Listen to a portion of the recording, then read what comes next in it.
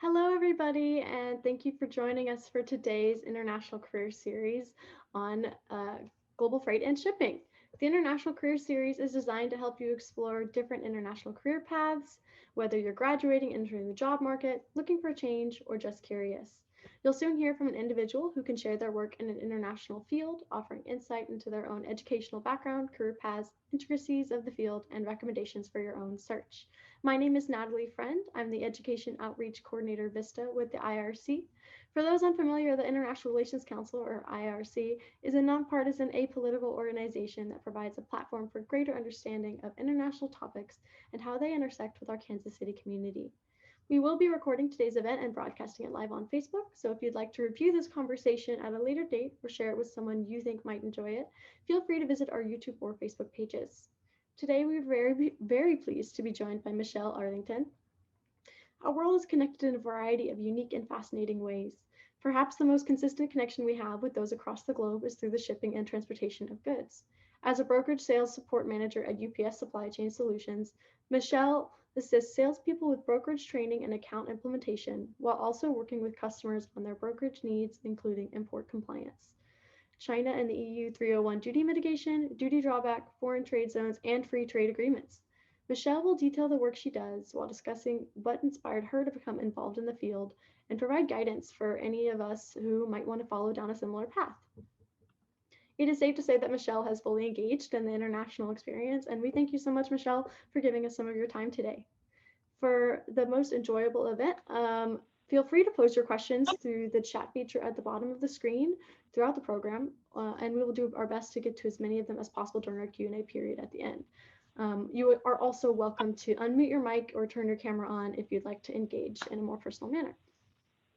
If you would like to connect with us at the IRC, please feel free to log on to our website, irckc.org, which will also be available in the chat box below. We encourage you to check it out if you're interested in joining us as a member, receiving our newsletter, or exploring other upcoming events. With all that said, I'll go ahead and pass it off to Michelle. Thank you, Michelle, for joining us. Thank you very much, Natalie. Can you hear me okay? Sounds great. All righty. Okay, so I'm going to talk about some of the different types of companies that are involved in global freight and international trade. I've been in this field for over 30 years. I honestly didn't know that all these different types of companies were involved when I decided that I wanted to get into this field. So let me go ahead and share my deck. I'm very lucky to have my college-age son who's going to JCCC. He's back from the University of Alabama. He helped me with the deck, so thank you, Miles. So let me see here. For some reason, it's not advancing. Let's try this again.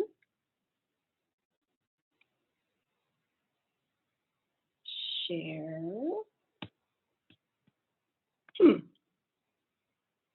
It worked in our practice round.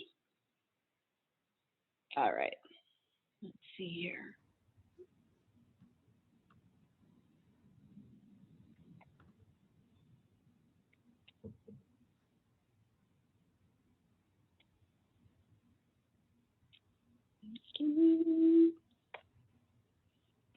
There we go. There we go. Okay. So we're going to touch on various different companies that are involved in an international trade transaction.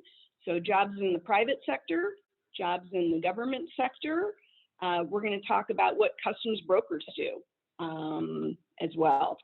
So here's my career path. So when I decided I wanted to get into this field, I knew I've always been fascinated with different cultures, different countries, different languages. Back in the 80s, there really weren't any degree programs that focused on international business or supply chain management. Now there are. In fact, UMKC, KU offer degree programs in international business and supply chain management. So I took classes in international studies and econ. I started working at some smaller brokers. I've now been with the same company for over 30 years. And I really enjoy my job because I get to help many different customers with their import and their export needs. I'm based in Kansas City, but I cover an area in the central third of the US from Texas all the way up to Wisconsin. And I've worked in different cities in the US. When I worked in Seattle, I could see the port operation from my apartment. I got to go on some vessel tours of Steamship Lines. When I worked in Blaine, Washington, we were in the last building on the US side of the US-Canada border. I got to meet bluesman B.B. King one day. I got to meet the Harlem Globetrotters. I cleared a Bengal tiger that was part of a traveling circus through customs. When I was in Seattle, my team cleared a MiG fighter jet from Russia. And then we got to see it on display at the Museum of Flight. So international travel is not required to be in this business, but I just started traveling back in 2012. It helps me have discussions with customers, who are sourcing their goods or selling their goods internationally.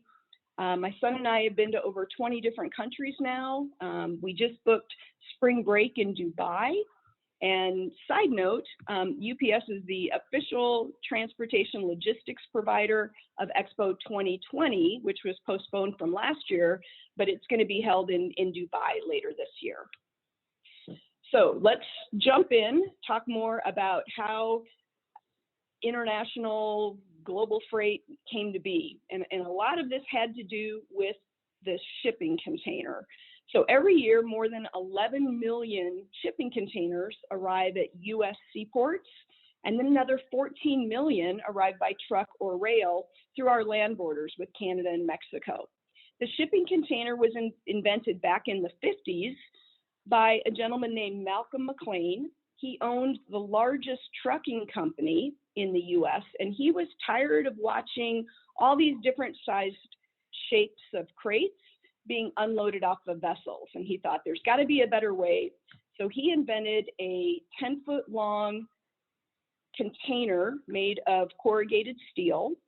Today, 90% of the world's cargo travels in ocean shipping containers. They now come in either 20-foot or 40-foot lengths. They're strong, they're theft resistant, they're reliable, and they're easy to move between different modes of transport. So there's over 30 major global steamship lines. The largest of these is Maersk. They're a Danish company. They employ 80,000 people worldwide, and their vessels call 22 different US ports. There's different jobs that can be actually on the vessels themselves. So there's a general crew that's 10 to 30 people. There's a marine engineer, a steward, a cook, different deck officers. And then the steamship lines also have land-based jobs in documentation, customer service, dispatching, sales, finance, IT, different regulatory positions, or trade analytics. Now, at the ports themselves, there's stevedoring companies that work on the vessels with cranes to move the cargo off the vessels, and then longshoremen work on the docks. A longshoreman job is very lucrative. The top 10% of longshoreman jobs pay over $130,000 annually. There's high degrees of responsibility involved. Longshoremen man these multi-million-dollar cranes, and then they move containers that are very full of expensive cargo. Now, UPS, my company, has an ocean division. We don't actually own any vessels, but we have contracts with the steamship lines, and we sell that space to our customers. They can either have their own full container, or they can share the space with other importers or exporters. Now, after the containers get off the port, they're either delivered, locally in the port area, or they can move inland via rail. There's 7 major railroads in the US. We're lucky to have the Kansas City Southern right here in Kansas City. The KCS has over 7,000 employees. They operate out of several different ports in Mexico, and then also through Houston, New Orleans, and Mobile, Alabama. The KCS announced last week they're expecting double-digit growth in 2021. And I looked on their website. They have jobs available right now for operations analyst, customer solutions, and JCCC has a degree program in railroad operations, if that's something you'd like to get into. There's also international air carriers. So that passenger plane that you last flew probably also was moving cargo in addition to luggage down in the belly of the plane. So UPS is both a carrier, we have our own planes, and we also purchase space from other airlines. There are some cargo-only airlines that fly their routes over the Earth's poles. So how does this all work? Well, loose cargo is placed in these unit load devices that are standardized. They fit in the body of the cargo airline, or they fit in the belly of a passenger airline. Some of them are even temperature controlled. They could be refrigerated to move pharmaceuticals. There are very, very strict security measures for cargo moving in aircrafts. Okay, so once cargo is cleared through customs, either at the port where the vessel is or inland at the railhead, then it's trucked to importers' docks to be unloaded. Some companies outsource their warehousing. There's special warehouses called foreign trade zones. I like to consider a foreign trade zone as a mini little foreign country in the US. And certain activities can be performed in a foreign trade zone to lower the amount of duty that's paid to the US government. Foreign trade zones were developed back in the 1930s to give US workers more employment during the Great Depression. We're very lucky in that KC has over 450 million square feet of foreign trade zone space. That's even more than Chicago has. There's also lucrative jobs in trucking. The more specialized the trucking, the higher the pay. So if you're moving hazardous materials, oversized loads, one of those ice road truckers, those are more specialized positions. There is a driver shortage right now, and there's over 1.5 million people employed in trucking in the United States. There's also financial companies that play a role in international trade. Banks can issue letters of credit to ensure that customs documentation is handled correctly before the sellers get paid for the goods. And banks can also loan money to importers while cargo is still on the water. If it's going to be a while before an importer gets paid from their customer, they can get a loan out on that money so they have the funds right away. Cargo insurance is a necessity. There was a pirate attack just last week, 250 miles off the coast of Africa. They've been pretty frequent occurrence since the 90s on. And there was also major storm damage to a vessel a few weeks ago. More than 1,800 containers went overboard. There's an old maritime rule called the law of general average, which means that even if your container with your product didn't go overboard, you share in the loss of the containers that did go overboard. So if 10 containers of iPhones went overboard, everyone on the vessel is going to pay a share of the value of those iPhones. So insurance, good to have. My company has an insurance division. All right, the US Customs has been around since 1789. Prior to September 11th, Customs' major role was to collect revenue for the US government in the form of duty that's paid on imported goods. After September 11th, they were renamed Customs and Border Protection, and they became part of the Department of Homeland Security. There are over 45,000 customs agents and officers They regulate international trade. They collect those import duties. They enforce U.S. regulations. They're one of the largest law enforcement agencies in the U.S. They facilitate trade, so they don't examine every single piece of cargo that comes into the U.S. If they are going to do an exam, though, if they're doing an exam on one of the coasts, the East Coast or the West Coast, they're looking for weapons, they're looking for drugs, they're looking for pests that could hurt U.S. crops or U.S. trees. If they do an exam inland, they want to be sure that the product is marked correctly with the country of origin, and we'll talk about that. They want to be sure that it's classified correctly, that it has the right value that's reported. They want to be sure there's no counterfeit goods. But if you're interested in a career with customs, I've listed the site where the job openings are posted. They have lots of internships for college upperclassmen or recent graduates.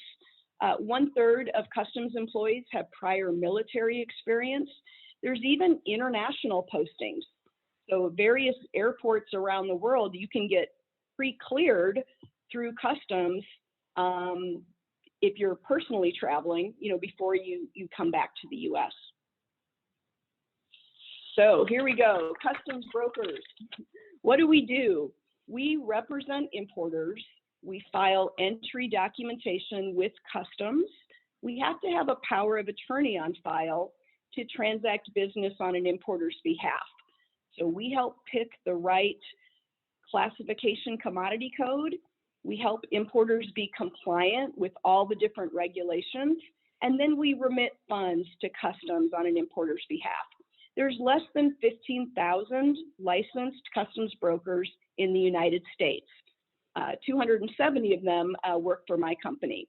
You don't have to be a licensed customs broker to work for a customs brokerage company, but it is required for most management positions. So it's an open book exam. It's given twice a year.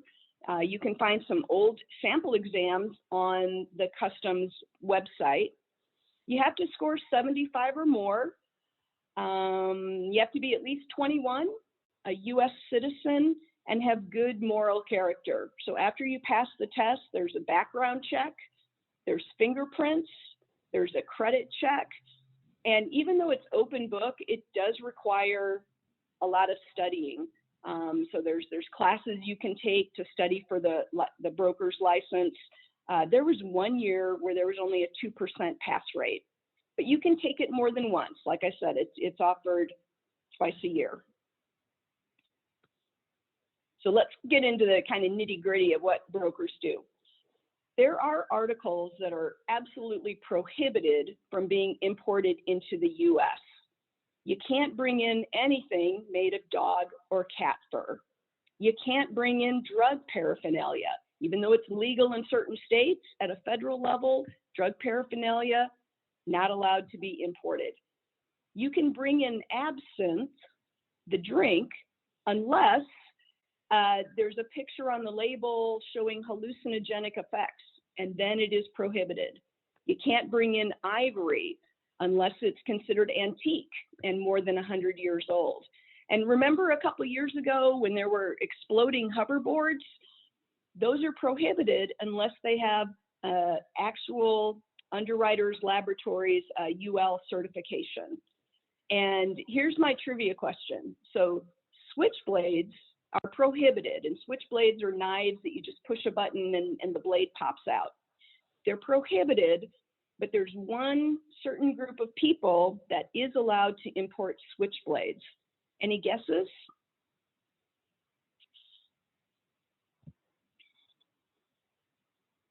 Okay, I'll tell you. So switchblades can only be imported by people with one arm, and they can't import a whole shipping container full of them. They can import enough for their personal security use, and that's it. Okay, let's get into these harmonized codes and how they work. So there's over 17,000 different US 10-digit harmonized codes, and all the different commodities that could be imported fit under one of these codes. They're called harmonized codes because they're supposed to be harmonized or globalized throughout the world. Some countries only use 6, some use 10 digits. The US uses 10 digits. So these harmonized codes, along with the country of origin, determine the amount of duty that's paid to Customs and Border Protection. So the brokers work with the importers to determine the right code. If an incorrect code is used, there could be monetary penalties. There could potentially even be prison time if Customs believes that an importer is behaving fraudulently. So in this example, we've got rubber boots. They're waterproof and they have a protective toe cap. It's a little hard to read, but the correct 10-digit code would be 6401100000. From most countries, the duty rate would be 37.5%. So the importer is paying a price from their vendor overseas, and they have to remit 37.5% of that value that they paid to US Customs. Now, there's a special column, and that shows the free trade agreements. So if this same importer was bringing in these boots from Australia or Colombia, Mexico, they pay 0% versus 37.5%. If they were bringing them in from South Korea, they would pay 18.7%. Now there's a little footnote by the 37.5%, and that means that if you're bringing in these boots from China, there's an additional special duty rate that's added on to the 37.5%. So if you're bringing these in from China, you're going to end up paying 40% of your cost of these goods to the US government. So if anyone tells you that China is paying for these duties, they're not. It's US importers that pay the duties to the US government. All right, let's talk about country of origin marking. So just for fun, I checked out a load of laundry this weekend and was looking for the country of origin marking on my clothes. So I had shirts in one load of laundry, shirts from Mexico, China, India, and Peru. My Levi's were from Sri Lanka. I had underwear from Vietnam and Honduras. So US Customs has marking rules that state that the country of origin, the country of manufacture, has to be known to the ultimate purchaser at the time of purchase. It can't be hidden. And Customs will allow other companies or individuals to turn in violators for a share of the penalty reward. Just last week, a realtor collected $40,000. She turned in a roofing company in Florida who was bringing in material that wasn't properly marked made in China. So that company had to pay a $150,000 penalty, and the realtor got to keep, a pretty hefty share of that. So in addition to getting cargo cleared through Customs, Customs acts as the front line for over 40 other government agencies that are also involved in an import transaction. The one that we run into most is the FDA, the Food and Drug Administration.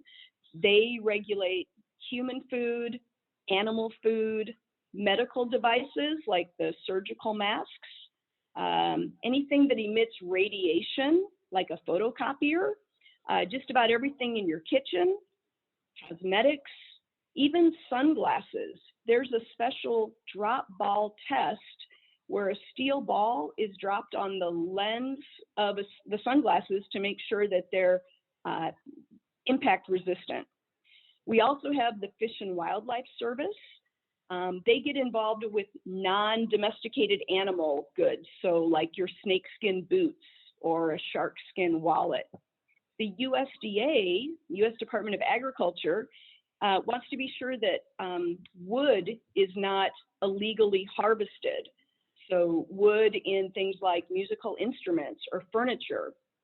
We also have the Consumer Product Safety Commission that regulates, PJs. Do they meet flammability standards? What about cribs or paint?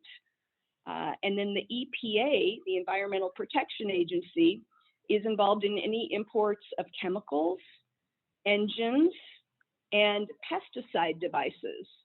So if you're buying an imported disinfectant wipe that claims that it could kill the COVID virus, it had to be approved by the EPA before it could enter the country. So I am a firm believer in free and fair trade. The US has various free trade agreements with other countries. Some of these are multilateral, which means many countries, and some of them are bilateral with just one country.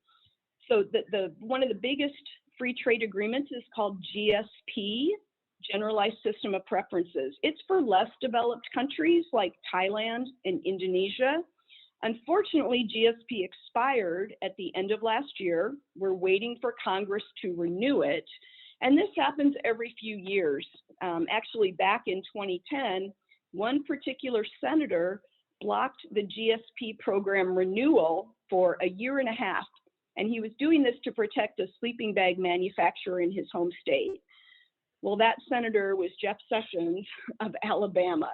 So hopefully we can get this agreement renewed and we can get back to, duty-free status for less developed countries. So while free trade agreements reduce duty on certain goods, there are other kinds of tariff programs that increase duty. I mentioned we have special duties on China, either an extra 25% or 7.5%, depending on the commodity. Why? Well, a couple of years ago, the US had an investigation and it was determined that the Chinese government has policies that are unfair to US companies.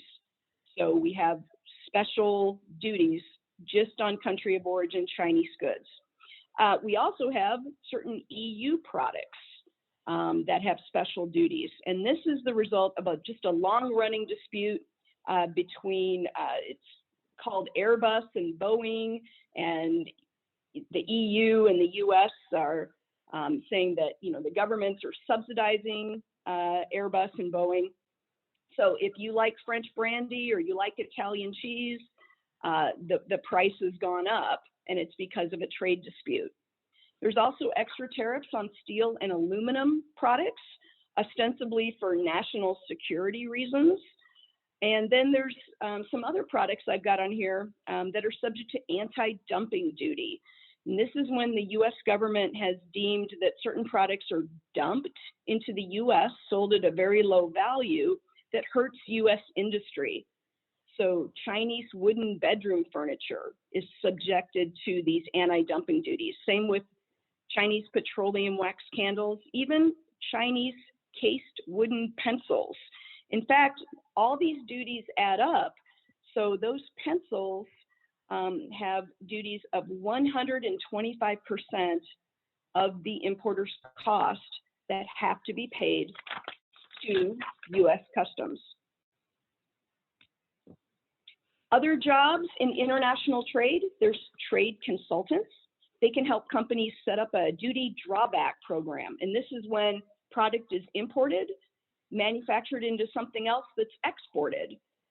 Customs will give a refund on those duties, but it's really complicated and it requires drawback specialists. Consultants can also help companies determine where to source goods with different country inputs to lower their duties. And then trade attorneys get involved if an importer or an exporter has received a large penalty for a violation, or if they want a special exclusion from some of these additional tariffs. My company has a public affairs division that lobbies Congress to promote free and fair trade. Our chief public affairs officer, her name is Laura Lane. She's been in the news this last year. We worked with the government to charter flights of PPE, and then also we're helping to import vaccines. So that was a lot of info. Any questions on any of this? I'll stop sharing. I just want to say, Michelle, that that was a fascinating presentation. There were some things you shared that I would never have considered were a part of the shipping industry. Like the switchblade fun fact really caught me off guard. The bounties for turning companies in, that's such a novel concept, but it really is an interesting world. Yeah. Well, I can go ahead and start us off with a few questions, but I encourage our audience, if you feel comfortable sharing via the microphone, feel free to unmute yourself and ask Michelle a question. Or if you prefer to use the chat, I'm happy to read your comments and questions through the chat. But Michelle, I guess I kind of want to go back a bit to you. You kind of were inspired. What inspired you to get into this, and also, maybe if you would want to elaborate on some of those anecdotes you shared, of working in in sort of shipping and the tigers and Russia and BB King. That those sound like some fascinating stories. So, again, I've been fascinated with just different cultures. I knew that I wanted to get into international trade, but I don't work for one particular importer. So in this job, and I've invited some of my colleagues to join as well, we get to work with all kinds of different customers. So, our customers are importing everything from coffee makers to, machinery parts, sporting goods, I mean, you name it. So there's been, certain industries that have done well during COVID, and others, that haven't done as well, but they're starting to ramp up again. I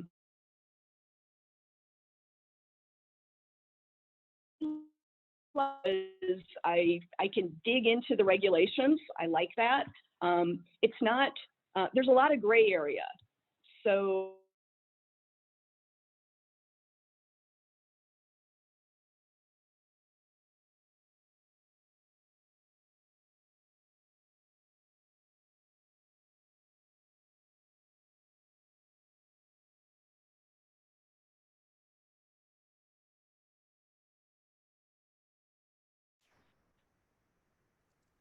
Goodness, I apologize. being more of a consultant, or a lobbyist, just petitioning the government, being more of an advocate for customers. I would work for an importer that was, I wouldn't want to work for an importer that was just bringing in the same commodity over and over again. I really like the diversity of, just a wide customer base. And I've got, customers down in Texas that are bringing in different products than customers in KC or in Milwaukee. So I will say that I miss traveling to meet with customers. I think we've all had to get used to the world of Zoom, but I'm looking forward to the day when, I can take a customer out to lunch for, deep fried cheese curds up in Wisconsin or something.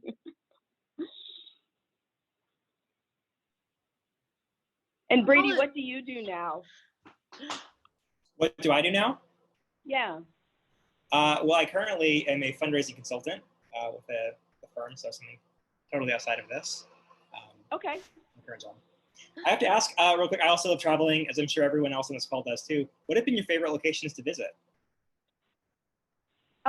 So I actually had a colleague who got married in India a few years ago, and my son and I went, and we thought we would just be observers of the wedding, and we ended up being full-fledged participants in the wedding. We had different outfits. It was an amazing experience. It was really, really cool. Sorry if I lost connection there. My apologies, but you know how things happen. But great question, Brady. Thank you for filling in the gap. Michelle, I have a question. So you talked a bit about obviously the nature of your work. It really has a lot to do with policies set at the government level. So I wonder, does the industry really see a lot of does it normally expect to see a lot of dramatic change, every 4 years? And does that affect your day-to-day work? So honestly, the last 4 years have been the most what's a nice word to use? Chaotic? It's been a little chaotic the last 4 years. I mean, at one point on a Friday afternoon, we were going to be imposing tariffs on Mexico because they weren't helping with immigration. So, you know, it's what I have heard, or what we expect with the new administration coming in, is we're going to have these special tariffs against China for a while. We do have a new U.S. trade rep that will be negotiating the trade agreements with other countries. And we believe that she's going to be more focused on multilateralism.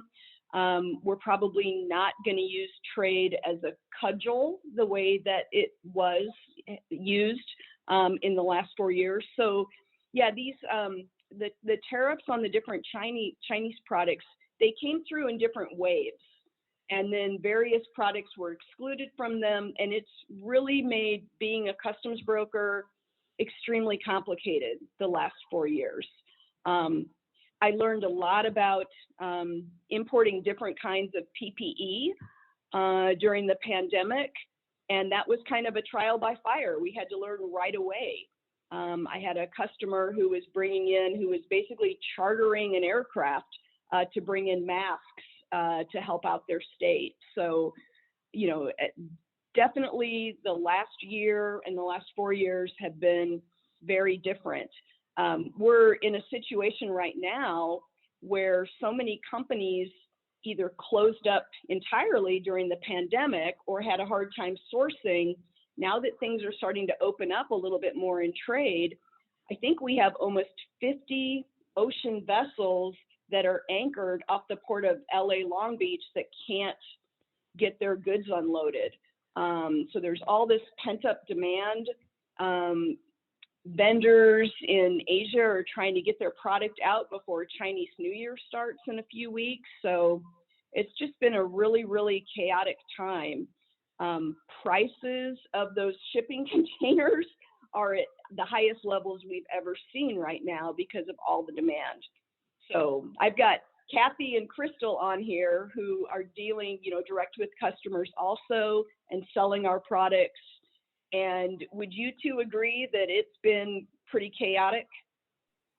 Absolutely. Absolutely. So we have a question in the chat, and Michelle, feel free to take this, or you know, your colleagues as well. But can a customs broker be self-employed, or do they need to be an employee of some kind of business? And I guess as a piggyback to that question, you know, what sort of backgrounds, you know, obviously you talked about a diverse number of positions in the industry, but I guess from your perspectives, what kind of background might make a candidate good for the job? So customs brokers need to be extremely detail oriented. Be comfortable with reading regulations, deciphering regulations. The Harmonized Tariff book, if you were to print it out, is about this thick. There's a whole chapter just on how to classify footwear. So a customs broker needs to, you know, have a pretty good feel for anything that could possibly be imported, you know, to help their clients out. Yes, a broker can have their own company. You have to be licensed. There's a lot of pretty expensive software to, you know, communicate back and forth with customs. You have to have a customs broker, you know, could be based just in Kansas City and only work with local Kansas City customers. There's special licensing and permits they would need if they were going to be clearing cargo, say, in New York or Los Angeles. Most customs brokers work for either a regional or a national firm. We have a question on Facebook, I think, about the PowerPoint, and one, if maybe they can access it after this program, and then also their education is in planning and management and public service. Do you think that they would be a good fit for this position or this field? Sure. So, I mean, when we're looking for new people to bring in, we're looking at just kind of some of our best salespeople were not doing this. I mean, it's a fairly niche field, but folks that have different life experiences, different career experiences can be a good fit for any of these jobs.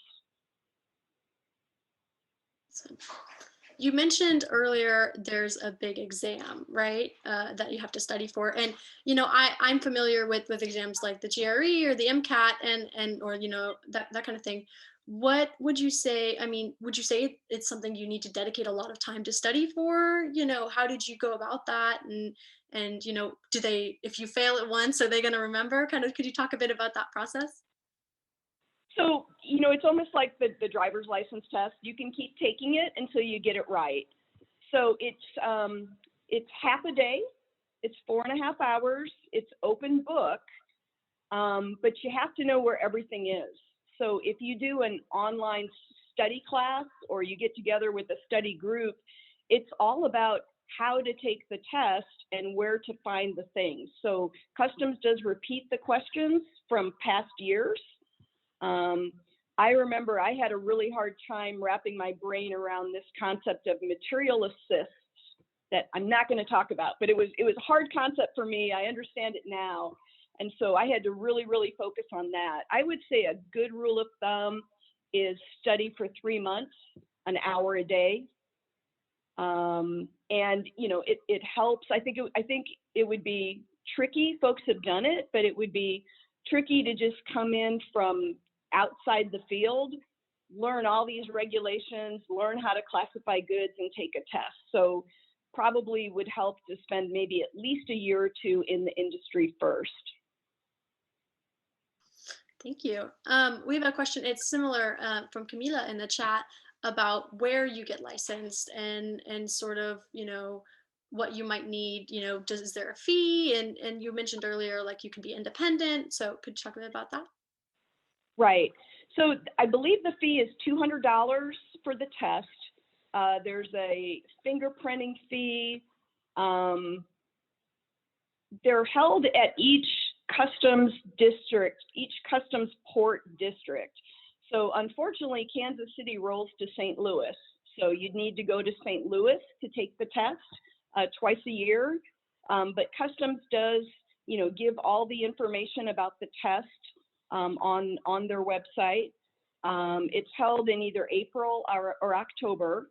It's probably too late to take the April one now, but if you're interested, definitely look for some of the sample tests that are out there to kind of get a feel. Most of the material is available online, although I don't believe that you can bring your cell phone into the exam site. So you'd need to purchase the regulations and the customs tariff, and those alone would probably be several $100s.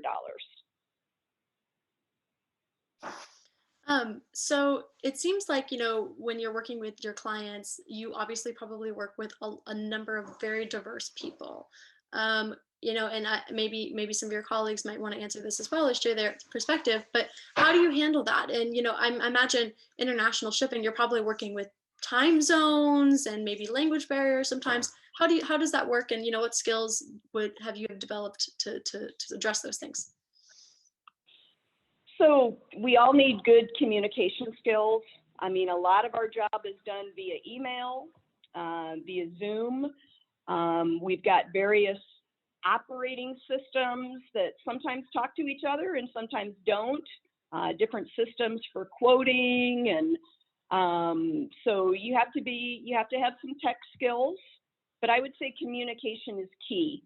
I think the three of us have all been on Zoom calls at 1 a.m.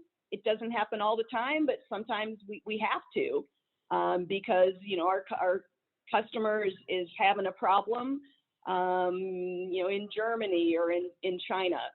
But I would say, attention to detail and communication skills. So is there a typical sort of standard career progression path for someone like yourself for a customs broker? This is a question from the chat as well. Sure. So I started off entry level. I was working for a firm in Seattle, and my first day on the job, they said, you're going to run around the airport and you're going to pick up documents that come in from the various airlines. And after a few months, they said, okay, we need you to take over our air export program, and you're going to sell our air export services. And I was so green, I didn't even, I was still trying to get a grasp on, the different documents. But I knew I wanted to be more on the import side than on the export side. So I worked my way into being an entry writer, where you take the commercial invoice documents and you start classifying all the goods and getting them input. Back then, I'm aging myself, but when I started in this business, I used a typewriter and I typed out entry documents, and we had a telex machine. We didn't have email. The faxes came rolled up in a tube, but we were able to, transact business, back then. It's gotten so much better now. I mean, we're on full EDI, with some of our customers. Customs a few years ago moved out of the dark ages, and now they have a really wonderful system that talks with all the broker systems, all those other government agencies. They're all on the same system. So there's more visibility to what's happening with an import transaction than there was, say, 20 or 30 years ago. I imagine it makes it a little bit easier. We have a question on our Facebook side from Diana. What type of positions are in UPS that are different from similar transport companies? So I guess if you want to talk maybe about the differences with UPS and USPS and FedEx and maybe some things like that. Sure. So we have various divisions at UPS. I mean, everyone's familiar with the, frontline, drivers and the brown package cars. We also have pilots. We have our hub Worldport in Louisville, Kentucky, where, all of our planes come in. But then Crystal and Kathy and I work for our global freight forwarding division. It's also known as supply chain solutions. So we're the ones that help with the warehousing, the cargo insurance, the steamship line contracts, the customs brokerage, the heavyweight air freight. So I actually find our division to be more interesting than the other side that UPS is more known for. We do have a trade consulting division. What else? I talked about public affairs. We're a very engineered company, so there's positions for industrial engineers. I had worked for another company that UPS bought back in 2001, and the way that I advanced in my career was being flexible and being willing to move. So, I've worked in New Orleans, Seattle. Blaine was a town of 3,000 people.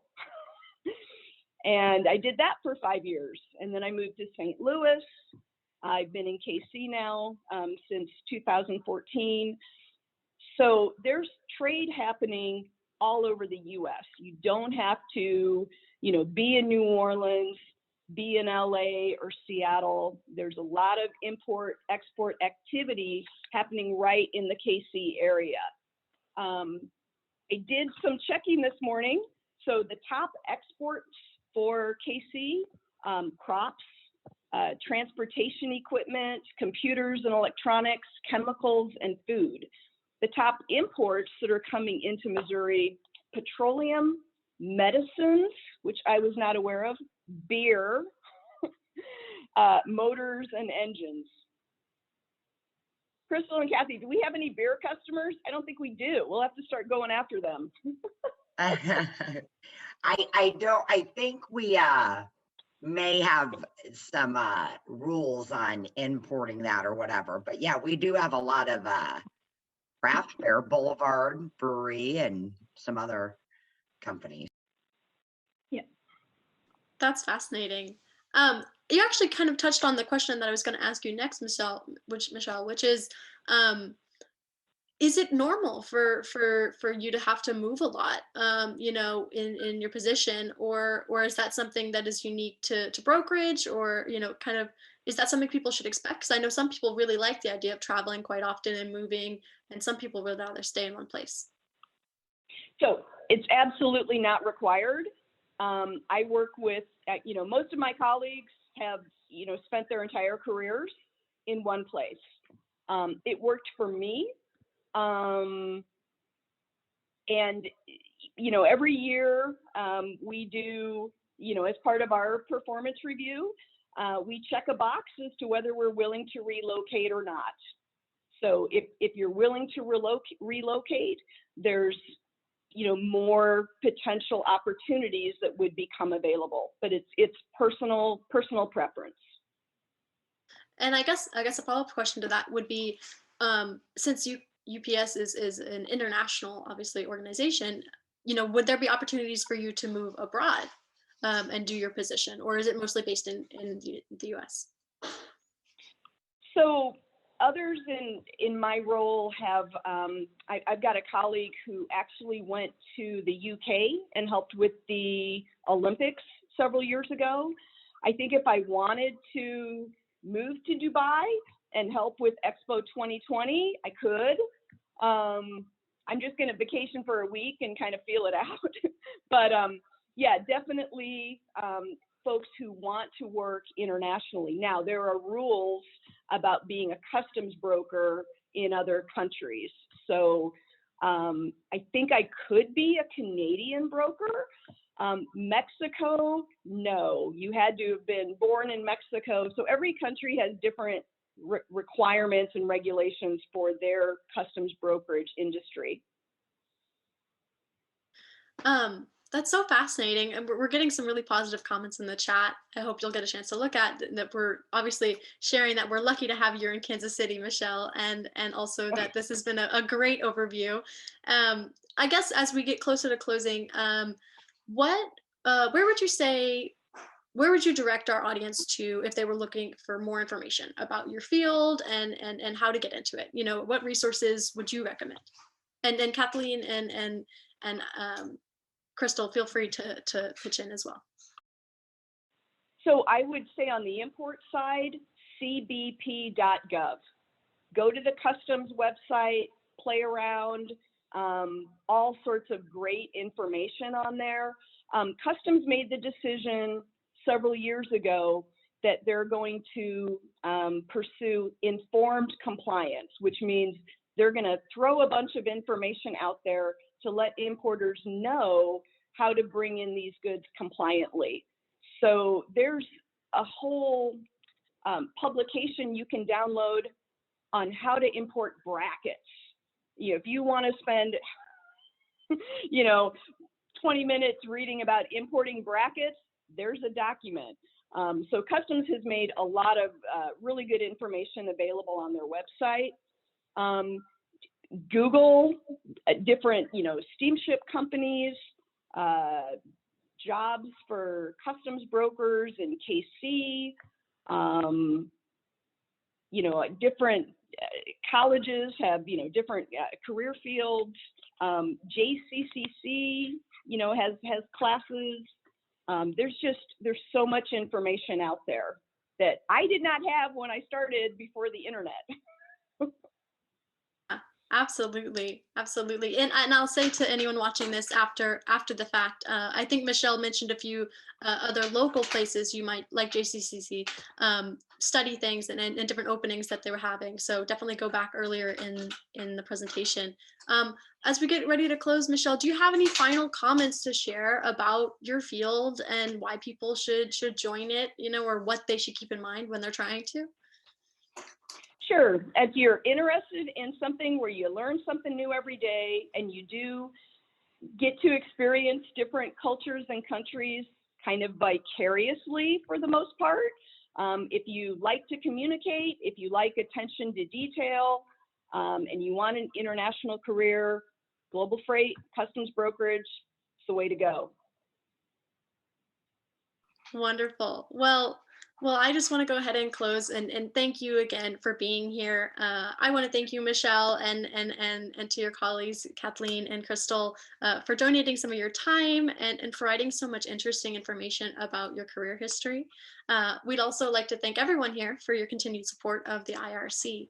So if you enjoyed today's program, we encourage you to consider joining us as a member or to make a donation by texting IRC to the number in the chat box below. I'd like to close as well by putting a plug in for some of our upcoming programs. In particular, next week we're doing a News and Views conversation on the U.S. Foreign Service, which actually I know that there's a courier side to that as well, ironically enough, so sort of similar to today's conversation. The International Career Series on Cross-Cultural Connections next Friday, or February 10th Lexicon on the Arabic language and culture. So if you're interested in any of those activities or anything else, we encourage you to check out our website for more information, irckc.org. There you can also find a link to our YouTube channel where you'll be able to find a full recording of today's conversation in case you'd like to revisit it, because there's so much valuable information here, alongside many other conversations. Thank you again, Michelle, for joining us. It's a Friday, the sun is shining here in Kansas City, so I will let everyone go, but thank you so much. Thank you for all you do, Natalie and IRC. Have a great weekend. You too. Enjoy your weekend. Thank you.